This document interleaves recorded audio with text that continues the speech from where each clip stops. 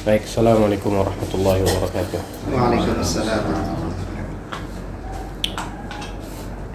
Bismillahirrahmanirrahim. Alhamdulillah wassalatu wassalamu ala Rasulillah wa ala alihi wa sahbihi wa man tabi'ahu huda. Wa ba'd. Kita lanjutkan. Kita lihat nih lagi. Merem nggak apa-apa sebenarnya, asal airnya kena aja ke bagian mata nih. Terutama samping-sampingnya. Yang paling penting tuh samping-sampingnya ini nih, bagian tadi mauk itu.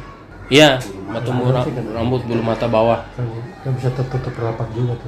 Iya, mata dalam keadaan terbuka tertutup kan dia menyerap air tuh biasanya. Ya, kita lihat lanjutannya. Fayajibu fi hadhil halati ghaslu batini syari wa zahirihi. Wa taratan yakunu sya'ru kasifan. Ya, dan kadang rambut yang ada di wajah ini tebal, pekat. Wa dhabituhu, dan batasannya. Ya, dhabit ini jadi semacam kaidah Pak ya. Dhabit ini batasan, kaidah, cuman kalau dhabit khusus istilahnya dalam pembahasan yang spesifik. Kalau kaidah itu bisa merangkum pembahasan-pembahasan yang beragam di berbagai tema. Ya, wa dhabituhu alla tural basharatu min khilalihi fi majlisi takhatub. Sebaliknya aja dari yang tadi. Jadi jarak kurang lebih 1,5 meter dalam ya pembicaraan, saling tatap. Kalau nggak kelihatan permukaan kulitnya karena rambutnya itu banyak, itu berarti tebal. Fayajibu ghaslu zahiri sya'ri duna batinihi. Maka kalau tebal, yang wajib hanya dicuci bagian yang tampak saja, yang bagian luar ya, tanpa harus diratakan masuk ke dalam. Wal muradu bil zahir, ya, dan yang dimaksud dengan zahir ini lagi. Wajhu asy-sya'ril a'la min at-tabaqatil 'ulya. Jadi bagian muka dari rambut yang paling atas, ya, jadi kan rambutnya ini bertumpuk-tumpuk lah di sini ya. Nah, bagian atasnya itu yang dianggap zahir. Wal muradu bil batini al basharatu wa dakhiluha. Ya, bagian basyarah kulitnya. Ya, wa huwa mastatara, yang tersembunyi, min sya'riha, yang tersembunyi dari rambut-rambutnya. Ya, istatara maksudnya tadi istatara tersembunyi. Walau khaffal ba'du wa kasufal ba'd. Nah, kalau misalnya ada bagian jenggot sebagian tipis, sebagian tebal, ya, sebagian tipis, sebagian tebal. Falikullin hukmuhu in tamayyazal khafifu minal kasif wa illa wajaba ghaslul jami'. Kalau ada yang tebal, ada yang tipis, maka masing-masing hukumnya tersendiri. Yang tipis dicuci seluruhnya, yang tebal dicuci bagian yang tampak saja. Kalau bisa dibedakan mana tipis mana tebal. Kalau tidak bisa dibedakan, wajib untuk dicuci seluruhnya. Ya, namanya susah Pak dibedain nih, ada tipis ada tebal. Ada tuh kadang orang jenggotnya sini dikit tipis. Bukan ditipiskan, memang begitu tumbuhnya Pak. Sininya agak tipis, sininya tebal, lebat. Nah, yang sini berarti kalau memang bisa kelihatan di mana batasannya, yang sini cukup. Yang sini cukup dicuci yang nampak. Kalau Bayus itu tipis. Bayu dagunya masih kelihatan, meskipun banyak. Kalau jenggotnya panjang banget, Pak. Iya, jenggot panjang Sampai ke ini. iya Masuk wajah kan? Iya, bagian yang udah panjangnya itu Pak. Yang panjangnya dia udah ya dicuci. Sampai sini. Iya, dicuci semua. Ya kalau tebal banget enggak, cukup dicuci luarnya. Tapi kalau ya tipis, cuci seluruhnya sampai kena kulitnya. Ya. Itu dikarenakan bagian dari wajah itu. Ya, karena wajah, jenggot kan kita tata. Dan jenggot kan numbuhnya di sini asalnya. Iya, kelihatan ya. Iya, numbuhnya di sini. Pangkalnya aja cuci. Nggak di sini gitu. Pangkalnya. Pangkalnya iya. Ya kan supaya masuk ke pangkalnya kan harus dicuci dari atas, Pak. Nih, kalau ini saya cuci biasanya. Ini kan tipis banget ya. Kalau orang Mesir suka ketawa ngeliat ini. Nah, kalau lekat kayak tadi kata gue Ustaz Syafiq tuh. Ya, itu cuci bagian luar-luarnya aja itu. Susah cuci tadi kecuali harus direndam. Pak Raffi masih mudah dicuci gitu. Kalaupun dia nanti ada bagian-bagian yang tidak diwajibkan dicuci, Pak, itu menyempurnakan. Ya, menyempurnakan bagian yang dicuci. Itu intinya sih juga perlu kehati-hatian dalam berwudu, terutama dalam menunaikan yang wajib. Ya, jadi tadi bagian-bagian pinggir nih yang bukan wajah pun, supaya wajahnya tercuci dengan meyakinkan, harus dicuci, dimasukkan tadi ma la yatimul wajibu illa bihi fahuwa wajib. Nah, Ini juga penting diajarkan Pak ke keluarga kita, anak-anak kita. Karena kita suka ngelihat anak-anak wudunya gitu ceprot-ceprot aja. Bapak-bapak juga sering begitu. Ya enggak? Wudunya tuh asal ceprot-ceprot aja airnya tuh. Cucinya gini. Kadang orang nyuci segini tuh. Ini tuh. Banyak orang saya perhatikan pas wudu begini. Termasuk teman-teman yang udah pada kenal ngaji. Ya ini mazhab jumhur lah secara umum lah. Ya, dan dalilnya meyakinkan kan firman Allah Subhanahu wa taala faghsilu wujuhakum, dan sifat wudunya Nabi sallallahu alaihi wasallam mencuci wajah seluruhnya. Nah, supaya wajahnya seluruhnya tercuci secara meyakinkan tadi, cuci juga bagian pinggir-pinggirnya. Enggak, kalau gosok itu dalk, nanti ada dalk, itu termasuk sunanil wudu. Nah, yang wajib dicuci. Dicuci itu artinya diratakan airnya itu ke seluruh bagian meskipun tanpa digosok. Nah, kalau dalk itu kan sambil dipijit ya, sambil digosok. Nah, itu kadar yang lebih dari kewajiban. Itu meskipun 1 tangan. Ya? Meskipun cuma 1 tangan. Iya, meskipun cuma 1 tangan. Tapi kalau ketika mencuci wajah, sunnahnya menggunakan 2 tangan. Nah, kalau mencuci kumur-kumur sama istinsak, sunnahnya 1 tangan dengan tangan kanan. Tapi kalau 2 boleh. Karena intinya kan ya apa yang dilakukan itu tertunaikan lah. Nah, kalau ada yang nggak bisa misalnya dengan 1 tangan, biasanya gitu Pak, kalau mengajarin orang yang baru-baru tuh kesusahan dia gitu.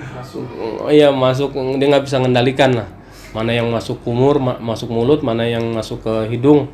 Kadang yang masuk ke mulut lebih sedikit dari yang masuk ke hidung, disedot kenceng Pak, langsung pusing tuh biasanya. Ya kan, langsung pusing karena kan itu naik langsung ke otak ya. Nah, harus pelan-pelan diajarin. Pelan-pelan diajarin. Tapi kalau udah biasa bisa, mudah. Nah, kalau nggak bisa udah tangan 2 atau dipisahkan. Nah, bisa kumur dulu baru ini. ya baru dimasukin boleh. Ya tapi sunnahnya ya seperti yang dilakukan Nabi SAW sekaligus kan, fatamat madha wastansyaqa. Jadi di hadisnya dikatakan dia berkumur dan langsung memasukkan air ke hidung gitu kan, menghirup air ke hidung. Tapi intinya kan pertama, kumur ini tidak wajib. Kalau dalam mazhab Syafi'i bukan kewajiban. Ya, di mazhab Hambali dijadikan kewajiban. Istinsyak juga diwajibkan.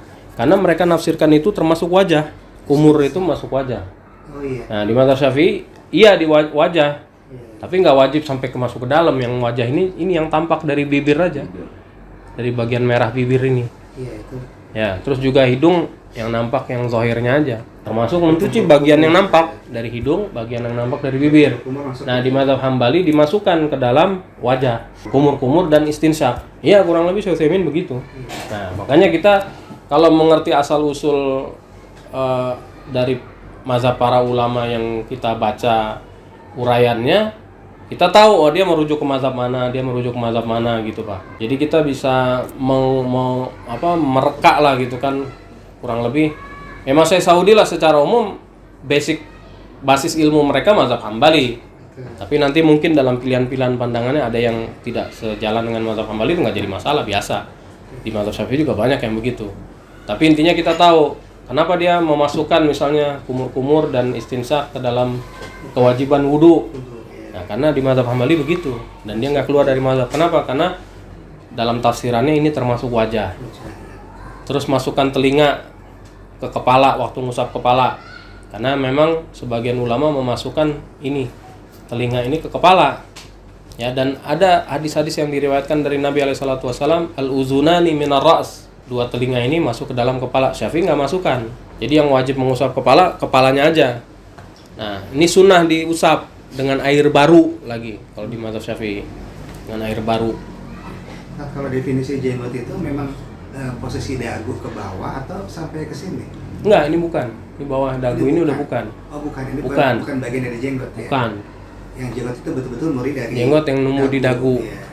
Tapi yang ada di bawah ini tadi dicuci untuk menyempurnakan pencucian yang ada di dagu. Kan kita baru bisa yakin nih bahwa ya dagunya tercuci semua kalau bagian di dekat-dekatnya juga ikut dicuci. Ya kan? Sama tadi mau nyuci ini nih telinga, bagian-bagian dekat telinga. Sekalian aja cuci telinga dekat telinganya yang benar-benar bagian udah di bagian telinga. Itu tadi malayatimul wajibu illa bihi fa huwa wajib. Jadi cuci tadi tempat tumbuh rambut. Ini batas wajah nih. Tapi biar yakin masuk, cuci sekalian. Semuanya ya. Ya, cuci sekalian. Itu Gitu. juga masuk ke kategori tahjil juga.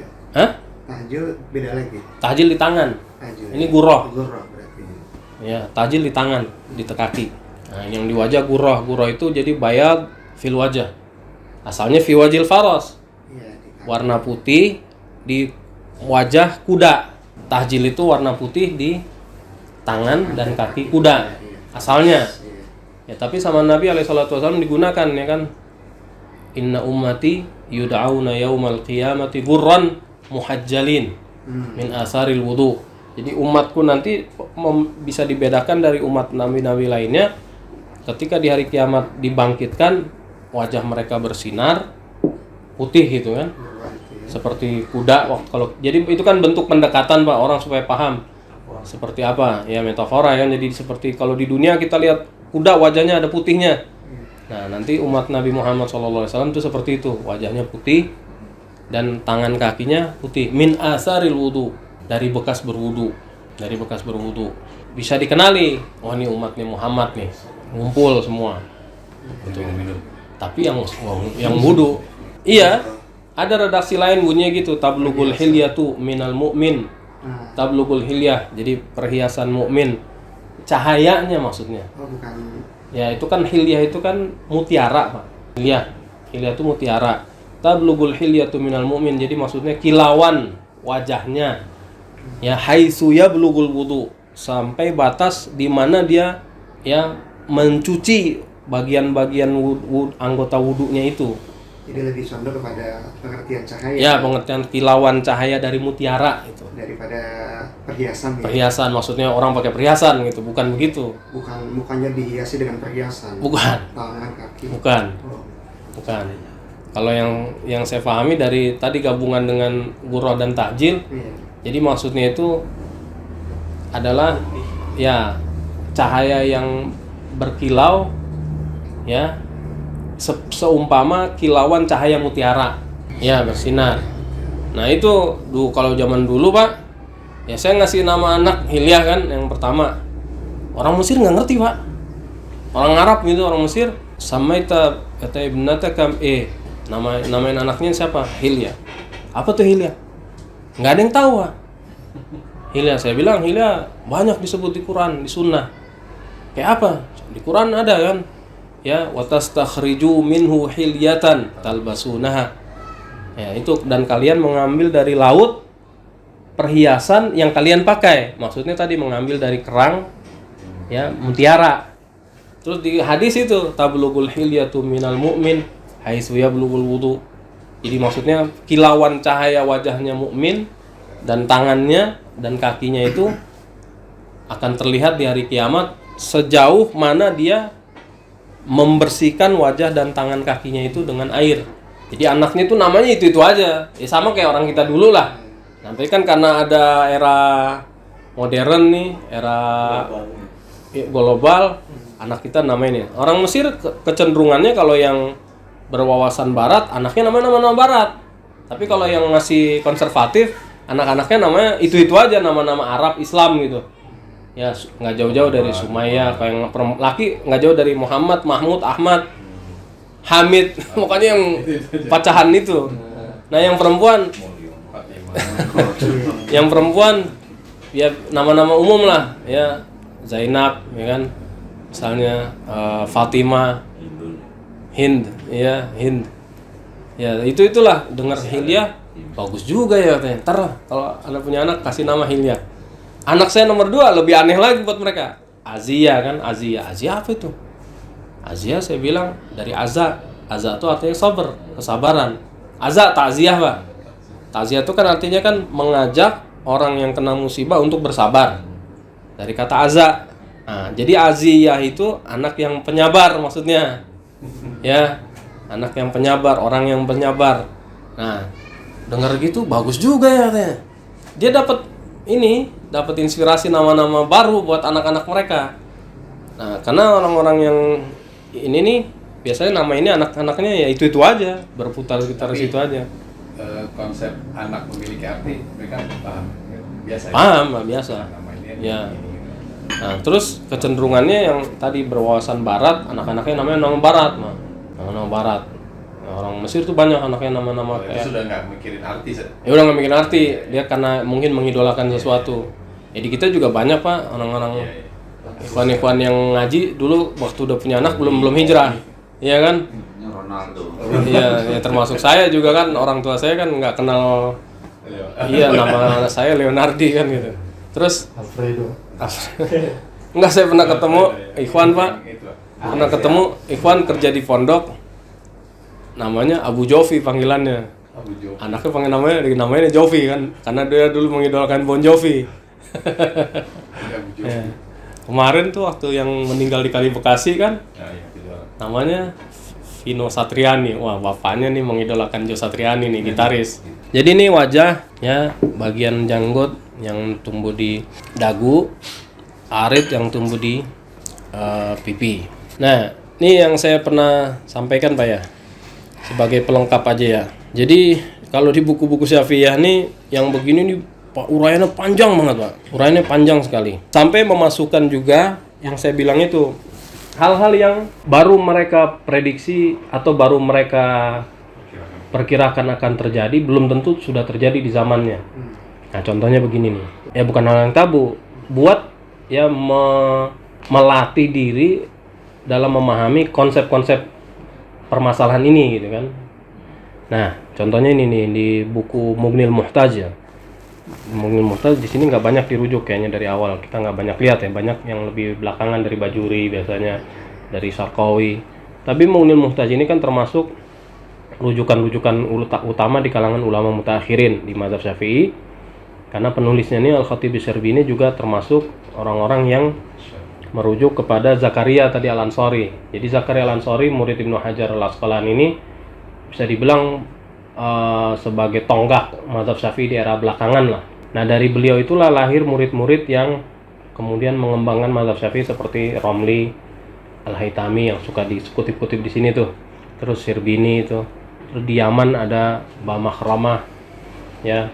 Nah nama-nama ini nih sangat populer di era belakangan dan narasi mereka mirip-mirip sebenarnya karena mereka semua mengacu pada paparannya Zakaria Al-Ansari tadi. Nah sebagai contoh aja kita ambil penjelasan nih yang sifatnya iftiradi, yang sifatnya tadi hal-hal yang prediktif lah gitu ya, yang mereka prediksi. Nah kata Sirbini di sini, Al-Khatib Sirbini, ini contoh aja Pak ya, contoh masalah nih. Wa man lahu wajhani, kalau orang punya dua wajah. Wa kana tsani musamitan lil awal, wajah, dua wajah. Nanti ada dua kepala juga, jadi wajah kepala satu, wajahnya dua. Nah, namanya pengandaian Pak, diandaikan. Atau bisa juga dia maksud dengan dua kepala sekaligus, gitu kan? Seperti ya ihwalnya orang yang kembar siam. Nah, terus saya kan pernah menggali ya, kembar siam itu baru ditemukan pertama kalinya di tahun 1800-an Masehi di Thailand. Ya hidup maksudnya dibiarkan hidup karena waktu itu juga belum ada operasi pemisahan. Nah ini Khatib Sirbini ini tahun berapa wafatnya? Tahun 1000-an Hijriyah lah, kurang lebih, mungkin lebih dulu dia daripada penemuan itu. Nah dia baru mengandaikan kan, dia nggak mengaitkan dengan realitas yang ada pada masanya. Nah dia cuma mengandaikan nih, membuat teori gitu. Wa man lahu wajhani, yang punya dua wajah. Wa kana tsani musamitan lil awal, dan yang keduanya itu setara, sejajar dengan yang pertama. Kama afta bihi syaikhi wajaba alaihi ghasluhuma, wajib dicuci dua-duanya. Kal yadaini ala udwin wahid, seperti kalau ada dua tangan, satu tangan nih bercabang dua. Karena Allah memerintahkan faghsilu wujuhakum, wajahnya dua, wajib cuci dua-duanya. Nah, au ra'san, atau punya dua kepala, kafa mashu ba'di ahadihima.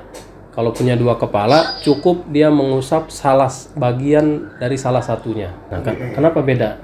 Nah, kenapa beda? Wal farq, dia jelaskan apa bedanya. Wal farqu annal wajiba fil wajhi ghaslu jami'ihi. Karena kewajiban mencuci wajah itu adalah mencuci seluruhnya. Punya dua berarti seluruhnya, dua-duanya. fayajibu ghaslu jami'i ma yusamma wajhan, maka wajib mencuci semua yang dinamakan wajah. Yang satu, yang kedua. Ya. Wa fir ra'si ba'du ma yusamma ra'san. Untuk kepala, kewajibannya dalam mazhab Syafi'i mengusap sebagiannya. Kalau punya kepala dua, jadi kan dihitung satu, wajah dua dihitung satu. Kepala 2 dihitung 1. Berarti untuk urusan kepala mengusap sebagian dari salah satunya sudah cukup. Itu aja, Pak. Wa dzalika yahsulu bi ba'di ahadihima. Nah, dengan dalam masalah mengusap kepala ya, itu cukup dengan mengusap sebagiannya. Nah, tapi ini bukan ide dari dia sebenarnya, Pak. Bukan orisinil dari ide dia. Ini sudah disebutkan sebelumnya oleh Al-Imam Nawawi di kitab Al-Majmu'. Nah, dia bilang di sini zakarahu fil Majmu'. Jadi dia hanya mengutip. Nah, Imam Nawawi wafat tahun 676. Lebih jauh lagi. Jadi dari sejak sebelum ditemukannya kasus ada orang kembar siam punya 2 wajah, 2 kepala. Bisa jadi udah ada, belum terekspos, belum ditemukan ya karena mungkin belum ada apa ya? Media. Ya belum ada media yang meliput secara global gitu kan. Ya mungkin bisa jadi di dunia Islam sudah ada ditemukan, di dunia Barat belum ada. Nah itu kan dirujuk ke penemuan awal di media dunia Barat khususnya ya. Dunia Barat meskipun kejadiannya di Asia, itu kan di Thailand Pak Zen ya. Nah intinya gini Pak, intinya lebih kepada idenya itu loh. Ya, soal detailnya kan itu bukan bidang mereka, medis kan. Cuman mereka kan mencari solusi fikih, solusi hukum Islamnya kalau terjadi kasus seperti itu gitu loh. Nah, yang menarik tadi dia hanya mengutip kan, dia tahun 1000-an. Kemungkinannya saya nggak ingat pasti ya. Kasus yang tadi itu, yang pertama kali kalau antum Google bisa tuh. Google pertama kali yang di Thailand itu 1816 kalau atau 1813 kalau nggak salah. Ya, Google aja ketik di Google. Kapan pertama kali ditemukan kembar siam atau ya apalah sebutannya kata kuncinya. Nanti ketemu tuh yang dinyatakan sebagai kasus pertama kali tahun 1800 sekian ada seorang di Thailand 811. atau di Cina gitu namanya. Di Cina, di Ya, Chang sama Eng gitu. Iya, Chang sama Eng. Nah, Chang sama Eng tuh. Di Bangkok. Nah, di Bangkok. Itu kan yang pertama kali ditemukan, Pak. 11. Bisa jadi di dunia muslim sudah ditemukan kasus sebelumnya, bisa jadi kemungkinannya. Tapi tidak terliput. Iya. Ya kan? Tidak dimasukkan itu. Bisa jadi karena yang belum ada komunikasi yang baik lah mungkin antara, karena dulu kan masih terpisah ya. Umat Islam masih punya kekuasaan sendiri, orang timur udah punya kekuasaan sendiri gitu ya. Mungkin nggak ada jalinan komunikasi atau gimana, bisa. Nah, tapi di sini yang menarik, ini dikutip dari Uraian Nawawi yang lebih dulu lagi, sekitar 4 abad. Nah, mental juga ada nanti Pak uraian begitu. Ada itu Pak biasanya nanti. Biasanya nanti. Kiri. Nah, itu Pak. Jadi kalau buat saya nih kan Dia cuci kepala tapi di sana dia cuci kaki misalnya. Tapi di Eropa Ini sudah beralih kok sekarang. Bagusnya kalau antum bisa. Nah, itu, Pak. Kognisi. memang tapi biasanya kalau yang menggali dari literatur klasik ini memang harus pertama orang yang memang punya pengenalan lebih mendalam ya, punya wawasan yang luas lah tentang literatur klasik. Terus biasanya sih kalau zaman sekarang tim yang melakukan, tim biasanya. Jadi ada yang bahas dari sini, ada nelusurin ya, kasus per kasus itu kan ditelusurin panjang Pak. Ya kayak gini misalnya, dia mengutip ini Sirbini kan alim lah ya, imam lah istilahnya sebut. Dia tahun 1000-an Pak, belum, kemungkinannya sebelum. Tapi katanya di sini di Eropa udah 1000 tahun itu udah pernah terjadi, Sir. Cuman mungkin tadi yang Ya tadi mungkin belum terliput ya. aplikasi ya. Ya dan orang muslim bisa jadi kalau memang udah pernah ada sebelumnya belum tahu. Iya. Kan gitu. Tapi yang menarik tadi idenya itu loh, maksudnya dia punya gambaran yang mungkin belum dia lihat tapi dia bayangkan.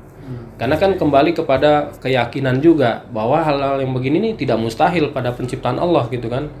Allah bisa menciptakan apa saja dengan bentuk gimana saja. Dia tuh kepikir gitu. Iya, kepikir dan dia terus mencarikan solusi untuk masalah hukumnya kan gitu. Masalah hukumnya. Dengar kaidah itu kalau rare case itu atau kasus jarang dianggap tidak ada gitu. Kalau kasus jarang tidak ada, itu nanti dalam kasus tertentu. ngambil hukum. Kalau di sini kan dia mengandaikan sesuatu yang mungkin terjadi dan harus ada solusi hukumnya. Ya kalau itu yang kaidah itu apa, an-nadir la hukmalah gitu kan, nggak ada hukum buat yang nadir.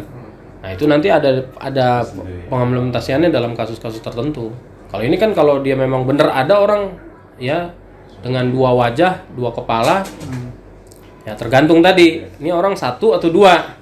Kan ada itu kasus kembar dempet, kembar siam yang dua orang memang Pak, dua tangan, dua kaki masing-masingnya. Nah itu biasanya yang biasa dipisahkan Pak. Kalau yang dua kepala gini biasanya jarang dipisahkan karena iya biasanya nggak selamat. Karena mungkin organ dalamnya satu, jantungnya satu, kan gitu, paru-parunya satu. Otaknya 2. Nah tapi mungkin otaknya 2 bisa Pak. Nah itu 2 tuh sebenarnya. Tapi cuman dia dempet kepala. dempet kepala. Nah, tinggal kan dokter gimana ini kan Itu bisa. apa namanya membuat estimasi nih kira-kira potensi dia bisa bertahan hidup Potongnya juga khusus. besar gak gitu kan. Dilakukan operasi pemisahan. 2 kepala itu yang dimaksud ini, Sat? Iya. Bukan 2 wajah itu. Itu 2 wajah 2 kepala sekaligus. Tapi kan itu 2 orang, Pak. Kalau itu Jadi dua-duanya harus ini. ya kalau itu 2 orang kan masing-masing berarti punya kewajiban berbeda. Itu. Apalagi kalau misalnya kembar dempet yang satu laki satu perempuan. Misalnya terus terpisah ya, 2 tubuh yang organnya masing-masing berfungsi cuma nempel. Nah, ini juga bisa Pak dikembangkan lagi dan saya rasa ada sih mungkin ini kan kita cuma buku-buku kecil ya. Buku-buku yang lebih besar bisa jadi ada yang mengurai lagi lebih banyak. Karena makin belakangan ulama itu begitu arahnya ke sana. Karena apa? Dasar hukumnya, konsepnya itu buat mereka sudah jelas. Kita mengikuti mazhab Syafi'i, kewajibannya begini secara mendasar nih. Dia tinggal diterapkan ke kasus-kasus. Nah, tinggal mereka cari itu tambahan-tambahan yang kasus yang mungkin terjadi. Nah, kalau misalnya gini Pak, kasus kembar dempet, 2 orang, nempel kepalanya. Tapi ini 2 orang ya, dinyatakan oleh dokter 2 orang, karena semua organnya dimiliki oleh masing-masing. Tapi bagian kepala nempel. Nah, misalnya Pak, yang satu laki, satu perempuan, yang satu lagi menstruasi, kan nggak wajib sholat, yang satu wajib sholat. Nah berarti yang satu aja ya wudhu, yang satu enggak, udah lagi haid, kan gitu bisa aja gitu. Terus satu laki-laki, yang satu bukan, yang satu laki-laki juga, tapi yang satu mau sholat duluan, yang satu belum, kan gitu. Berarti yang wajib kan dia mencuci bagian dia aja, bagian milik dia. Satu belum, yang satu diam gitu kan, nempel nungguin. Nah, bisa aja kan gitu Pak. Belum lagi sholatnya itu kan, ini terbalik ya badannya. Iya Pak. Nah, itu sholatnya sesuai kemampuannya Pak, sesuai kemampuan yang bisa dia tunaikan, kan gitu. Kalau misalnya bisa ruku sama-sama, ya harus wajib ruku. Posisi belakang sih. Iya itu sulit. Nah, susah kan? Apalagi sujud. Iya sujud lagi. Tapi siapa yang mau bersujud nih? Pilih gantian kan. Nggak bisa kayaknya kalau belakang-belakang nggak bisa sujud dua-duanya. Satunya pasti begini. Yang satu ngalah gitu kan. Intinya begini yang kita mau simpulkan nih, ada hal-hal yang diprediksi oleh para ulama yang beririsan dengan antara fikih dengan medis, ya tadi itu. Terus kemudian ini kalau ditelusuri lebih jauh, banyak yang kita dapat Pak informasi seputar ini. Ya termasuk orang punya zakar 2, bisa jadi satu berfungsi satu enggak. Kalau jari bertambah juga itu banyak lah. Dan sekarang banyak ditemukan lah. Jari punya lebihan, tangan nggak ada sampai ini nanti ada nih di purain setelahnya. Insyaallah kita lihat ya. Sekarang udah nih tentang wajah udah ya. Tapi ini nggak ada yang menyentuh ini saja. Kayak disabilitas gitu nggak ada. Belum Pak. Belum disabilitas mental ya. Iya, Yang mental belum. Nanti kemarin ada. iya itu bahasan tentang junun ya, orang-orang yang gila, matuh. Ya, itu yang pernah saya ulas dulu ya. Matuh tuh yang matuh tuh yang nggak sampai gila Pak. Ya kayak kita sekarang yang berkebutuhan khusus retardasi misalnya. Iya. Nah itu kalau bahasa fikihnya matuh. Ya biasanya memang kalau zaman dulu diklasifikasikan bersama yang gila. Biasanya nggak dibebani sara. Tapi kan dengan kemajuan ilmu di era belakangan bisa diklasifikasikan lagi jenjangnya kan. Ada jenjang-jenjangnya. Nah termasuk nih yang menarik perhatian Pak ya di di belakangan ini nih, antum kalau ngikutin juga yang kasus Vina Cirebon tuh, ya kan? Kan salah satu terpidananya namanya Sudirman itu kan dia katanya keterbelakangan mental. Tapi ternyata terakhir divonis oleh psikolognya itu dia tuh nggak sampai keterbelakangan mental, cuman kecerdasannya di bawah rata-rata. Ya, mengimplementasikan hukum Islam ini ke hukum pidana, Pak. Detailnya itu. Gimana sih kira-kira prosedur penyidikan, penyelidikan, penyampaian gugatan, terus gimana penerapan hukumnya oleh hakim. Itu, Pak. Maksudnya gini loh. Kita kan sering bicara tentang hukum Islam, tapi sebenarnya kita sendiri siap nggak sih menerapkan hukum Islam ini secara adil gitu, sesuai dengan maqasid syariahnya, sesuai dengan kaidah-kaidah dasarnya. Nah, yang sekarang dilakukan kan bukan hukum Islam ya. Orang di penjara karena melakukan ini itu, orang diberi sanksi pidana ini itu segala macam. Cuma pertanyaan saya gampang aja. Kalau hukum Islam ini diberi ruang untuk dipraktekkan ke muslim, umat muslim, ada nggak yang siap tuh jadi jaksa, jadi hakim? Iya, itu Pak maksudnya. Sementara kan kasus-kasus ini sekarang udah detail banget ya, butuh penyidikan yang detail, butuh ilmu-ilmu perangkatnya. Sekarang kan di sidang ini nih itu Pak diterapkan. Jadi saksi ahli itu ahli pidana, ahli psikologi forensik, ahli dalam bidang-bidang yang dibutuhkan. Misalnya perlu yaitu tadi penguasaan literatur yang dalam. Nah, literatur khususnya literatur klasik. Nah, upaya menyederhanakan literatur klasik sudah dilakukan di proyek-proyek semisal itu penulisan mausu'ah fiqhiyah tuh, Kuwaitiyah. Jadi ensiklopedia fikih Kuwait tuh, Pak.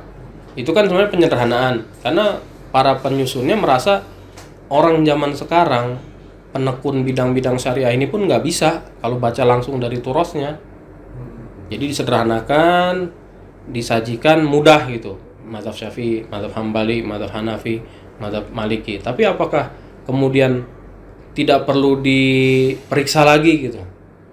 Apakah itu pengutipan udah benar, pemahaman? Nggak juga, Pak.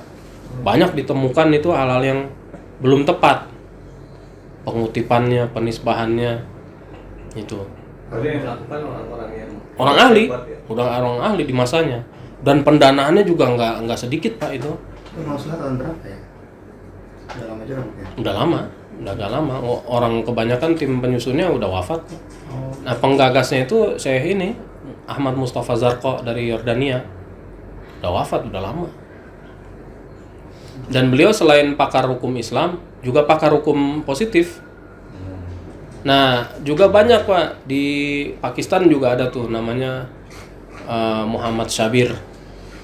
Ya, Muhammad Syabir ini dia pakar hukum Islam, khususnya mazhabnya mazhab Hanafi, dan dia pakar hukum positif. Nah, dia menceritakan di salah satu buku yang pernah saya baca di pendahuluannya, dia dapat pujian gitu dari orang-orang di bidang hukum positif. Kenapa Anda bisa sejeli ini menilai menyidik kasus gitu kan, memahami kasus-kasus hukum? Karena basic saya hukum Islam. Di literatur hukum Islam, penyajian informasinya tuh benar-benar teliti. Itu. Jadi menyelesaikan satu perkara hukum tuh ada deadline-nya berapa minggu. Itu benar-benar menghukum dengan adil atau tidak. Ada juga pakar hukum bawa-bawa agama, nyindir agama. Hakimnya kayaknya ketakutan tuh, Pak. Rasulullah bersabda katanya, bahwa 2 dari 3 orang hakim itu di neraka. Hakimnya kayaknya ngeri-ngeri juga. 2 dari 3 hakim di neraka. Hakim yang tahu benaran tapi menghukum dengan hukum yang tidak berkeadilan di neraka. Hakim yang menghukum dengan ketidaktahuan di neraka. Hanya hakim yang menghukum dengan adil sesuai ilmunya itu yang masuk surga. Hakimnya diem, hakimnya muslim. Hakim pada mogok sekarang. Hakimnya diem, Pak. Ya. Baik, kita lanjut ya. Sedikit lagi.